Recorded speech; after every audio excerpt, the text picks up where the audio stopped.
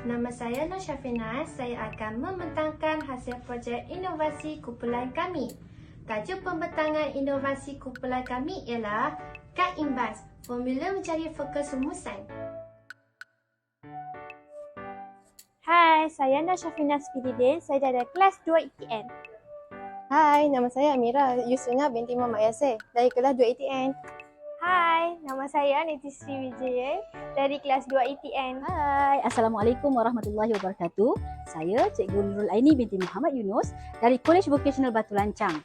Saya adalah guru pembimbing pelajar-pelajar ini.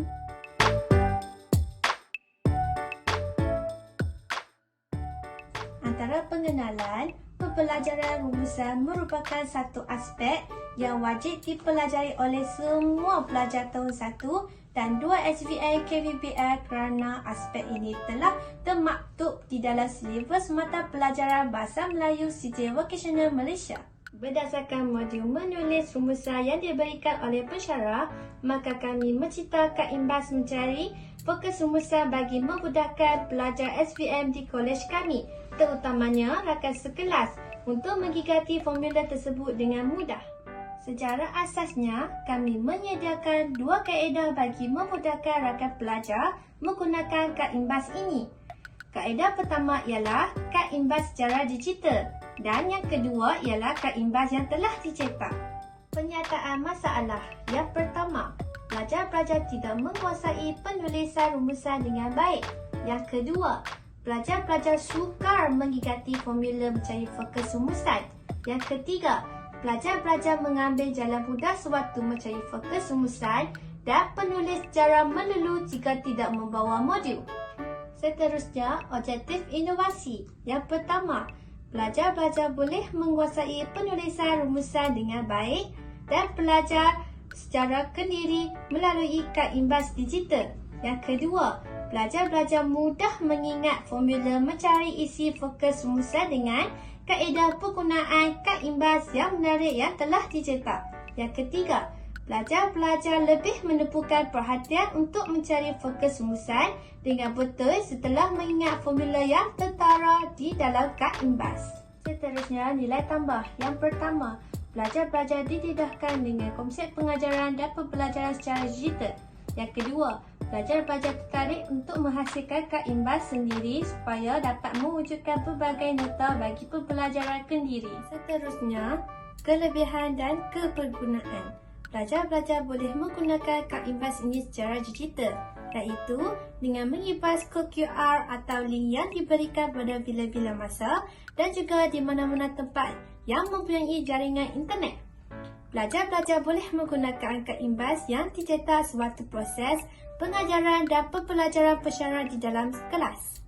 Pelajar-pelajar boleh cetakkan Kad Imbas sendiri untuk proses pelajaran rumusan secara kendiri. Seterusnya, kesan terhadap pembelajaran.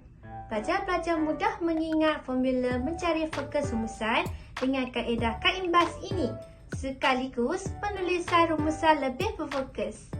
Pelajar-pelajar akan tertarik dan mudah menghafal formula ini berdasarkan warna dan grafik yang terdapat dalam Kad Imbas. Pelajar-pelajar boleh mengibas kod QR atau link yang diberikan sewaktu sedang membuat pembelajaran rumusan secara kendiri. Seterusnya, saya akan membentangkan bagaimana kaedah menghasilkan Kad Imbas formula mencari fokus rumusan. Yang pertama, layari aplikasi Canva.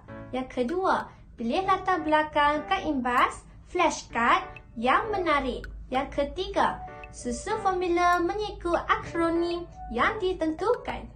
Langkah seterusnya, masukkan nota yang berkaitan dengan akronim serta bahan grafik yang bersesuaian. Seterusnya, simpan di dalam Google Site untuk pembelajaran secara digital dan cetak Kad Imbas untuk dijadikan bahan bantuan pengajaran. Akhir sekali, kod QR juga boleh dihasilkan daripada simpanan Kad Imbas dalam Google Site melalui link yang dihasilkan dan boleh diimbas oleh sesiapa sahaja untuk pembelajaran kendiri. Yang pertama, K ialah kebaikan. Seterusnya, kita ada P, kebenaran, sama masa dengan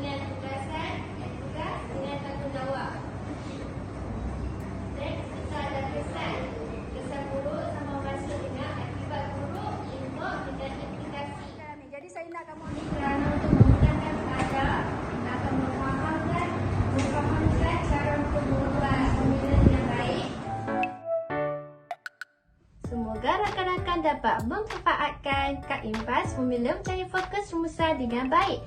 Sekian, terima kasih.